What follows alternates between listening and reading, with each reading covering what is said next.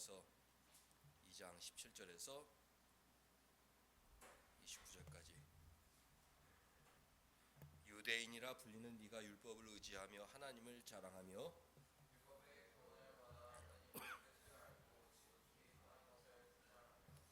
맹인의 길을 인도하는 자요 어둠에 있는 자의 빛이요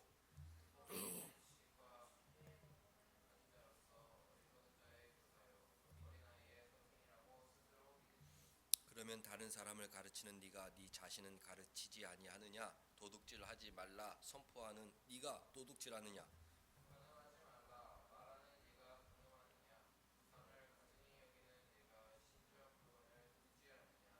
율법을 자랑하는 네가 율법을 범함으로 하나님을 욕되게 하느냐?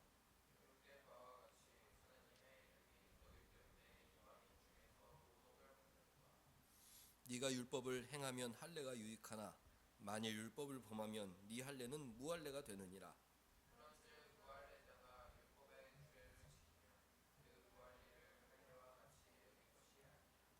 또한 본래 무할례자가 율법을 온전히 지키면 율법 조문과 할례를 가지고 율법을 범하는 너를 정죄하지 아니하겠느냐?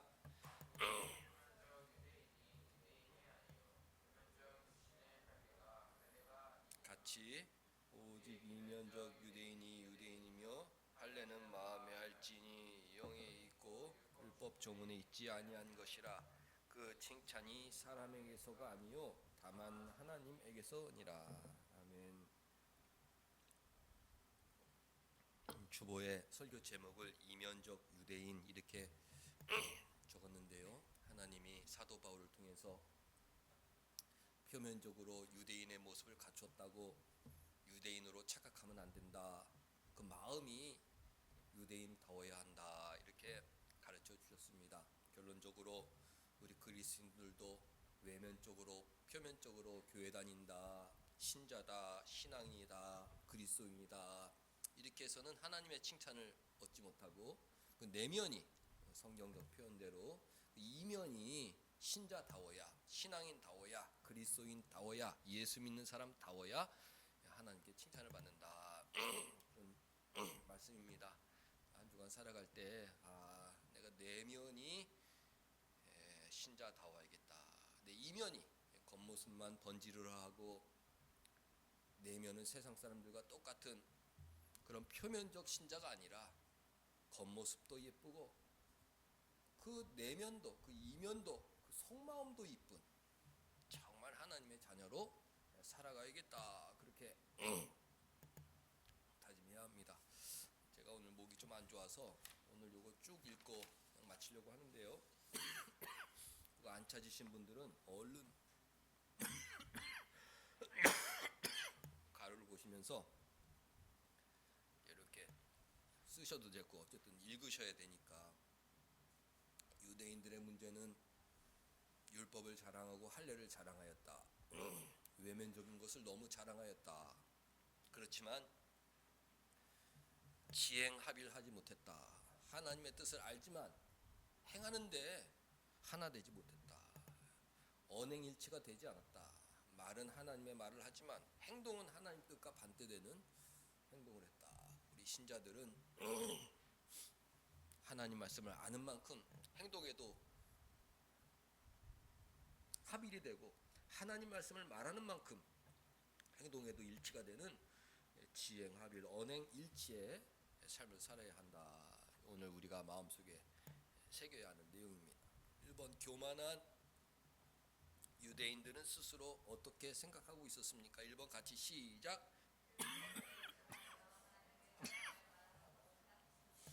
자기는 하나님의 사랑을 많이 받는다. 나처럼 하나님 사랑받는 사람이 어디 있느냐. 우리는 율법을 받았기 때문에 하나님께 버림받지 않는다. 세상에서 가장 하나님께 칭찬받아야 될 사람들은 자기라 그런 교만한 생각을 하고 있었죠. 교회 다니는 사람들도 똑같습니다. 내가 이 말씀을 사랑하고 정말 나는 하나님을 자랑하고 하나님께서 나를 칭찬할 만하다 이렇게 생각하면 행동에도 일치가 있어야 된다 이런 얘기죠. 또 교만한 유대인들은 스스로 어떻게 생각하고 있었습니까? 2번 시작. 율법의 교훈을 받아 하나님의 뜻을 알고 지극히 선한 것을 분간한다고 생각했습니다. 진리 감별사다. 자기들은 비진리와 진리를 한 번만 봐도 감별할 수 있다. 어느 정도 맞죠? 좋습니다. 그러나 행동에 옮기지 못했다. 진리를 알고 있었지만 그 진리가 그 유대인들을 유대인답게 살지 못하게 만들었다. 우리 신자들도 마찬가지예요. 우리 목사님들도 마찬가지죠. 하나님의 뜻을 너무나 잘 알고 있고 전하고 있지만 그렇게 살지 못하는 경우가 많다.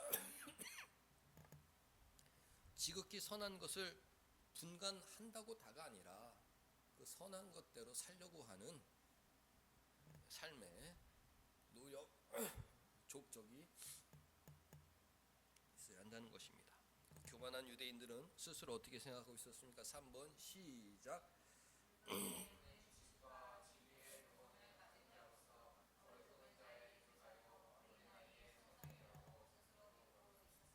나는 교사다.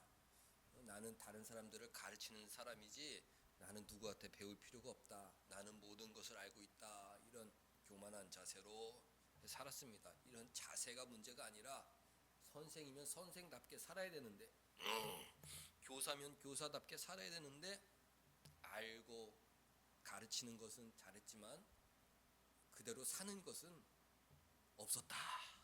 사랑의 삶이 없었다. 온유하고 겸손한 모습이 없었다. 그래서 로마 교회를 분열시켰기 때문에 하나님께서 사도 바울을 통해서 이렇게 길게 유대인들 너네가 문제다. 빨리 회개하라. 회개하지 않으면 마지막에 심판받는다. 이방인들은 양심에 따라 심판받지만 너희들은 니들이 잘 알고 있는 그 율법에 따라 심판받는다. 경고의 말씀을 주신 것입니다. 이번 그런 유대인들은 성경을 어떻게 꾸짖습니까? 1번 시작. 그러면 다른 사람을 너 그렇게 잘 가르치고 바른 말 잘하는데 다른 사람들 가르치지 말고 네 자신을 먼저 가르쳐라. 네가 한 말 그대로만 살면 너는 의인이 될 수가 있다. 유대인을 교훈한 것이죠. 우리가 하나님 앞에 늘 겸손하게 우리 자신을 돌아봐야 할 부분들이죠. 내가 말한 대로 그대로 살고 있느냐, 내가 아는 대로 살고 있느냐, 부모님께 물려받은 신앙대로 내가 살고 있느냐. 그렇습니다. 성경을 어떻게 유대인들을 꾸짖습니까? 2번 시작. 도둑질하지 말라 하는 도둑질은 잘못이다. 근데 삶이 거짓과 도둑질로 가득 차 있다. 거짓말하지 마라. 근데 삶이 거짓투성이다. 늘 거짓. 남의 것을 빼앗고 상처 주고. 유대인들이 변명할 수가 없었죠. 왜? 하나님은 은밀한 삶을 다 알고 있기 때문에 하나님 말씀에 변명할 수가 없었습니다. 또 3번 읽겠습니다. 자, 시작. 율법을 자랑하는 내가 율법을 범함으로 하나님을 욕되게 하느냐. 신자들도 마찬가지예요. 이 말씀, 우리는 말씀 중심이다. 오직 말씀 솔라 스크립트다. 스크립트라다. 이 말씀이 내 인생을 인도한다. 그런데 삶은 친구들한테 손가락 받을 만한 그런 늘 미움과 다툼과 시기와 분쟁 속에 살아가니까 야, 그런 하나님이라면 난 믿지 않겠다. 오히려 하나님의 영광을 가리우게 되는 경우가 많이 있습니다. 우리가 아무리 선하게 살아도요, 세상은 악하기 때문에 거짓 선동으로 우리를 공격해오죠. 그러나 우리 가까운 사람들, 내 친한 친구들, 야, 쟤는 정말 교회 다니니까 저렇게 착하게 사는구나, 이런 칭찬을 들어야 하나님께 영광을 올려드리는 거거든요. 가족들, 교회 안에서 야, 저 엄마 아빠, 저 아들 딸, 저 집사님 권사님 목사님 장로님은 진짜 예수님처럼 살려고 노력하시는구나. 이런 칭찬이 있어야 된다. 그래야 하나님 영광이 올려드리는 거죠. 아유, 엄마 아빠 말만 그러고 사랑이 없고 아들 딸 저 녀석들 어떻게 나중에 뭐가 되려고, 아유 목사님 장로님 권사님 뭐 하지만은 뭐 사랑이 뭐가 있어. 하나님의 영광을 가리우게 된다는 것입니다. 지행합일, 언행일치, 이면적 신자, 그것이 우리의 목표가 되는 것이죠. 유대인들이 자랑했던 할례의 의미는 무엇이라고 가르칩니까? 할례는 남자 아이의 그 생식기 표피를 난지 8일 만에 베어버리는 것이죠. 애가 아무 의식이 없을 때 우리 가운데 죄악은 잘라버리겠습니다. 하나님께서 주신 규례대로 하나님의 자녀로 키우겠습니다. 이제 이런 의미입니다. 근데 유대인들은 그 할례를 받은 것 굉장히 자랑스럽게 여겼어요. 할례 받음으로 우리는 100% 하나님의 자녀다. 하나님께서 아니 착각하지 마라. 내가 너희들에게 선택의 징표로 할례를 주었지만 그 할례 받은 자답게 하나님 백성답게 사는 것이 더 중요한 것이다. 계속 가르쳐 주었지만 유대인들은 마음을 닫았다. 하나님 말씀대로 살려는 노력이 없었고 할례 받은 사실 하나로 하나님께 칭찬을 받으려고 했다. 1번 읽겠습니다. 자, 시작. 네가 율법을 하면 할례가 유익하나 만일 율법을 범하면 네 할례는 무할례와 같은 것이라 가르칩니다. 유대인들에게 중요한 거 아니다. 이방인이든지 헬라인이든지 유대인이든지 누구든지 율법을 행하는 그 사실이 중요한 거지. 뭐 할례 받았다고 나는 뭐 율법과 상관없이 살아야 된다. 그건 무할례자다. 이렇게 경고했습니다.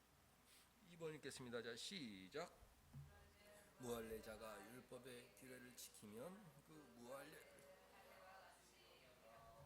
헬라인이 교회 들어와 가지고 할례는 받지 않았지만 주님 말씀 따라 늘 심령이 가난한 자세로 온유하고 겸손하고 하나님 사랑하고 이웃 사랑하고 섬기고 용서하고 나눠주고 그런 삶을 살아간다면 그 사람이 할례 받은 사람이다. 그 사람이 바로 하나님 선택받은 사람이라는 것이죠. 또 3번 읽겠습니다. 시작.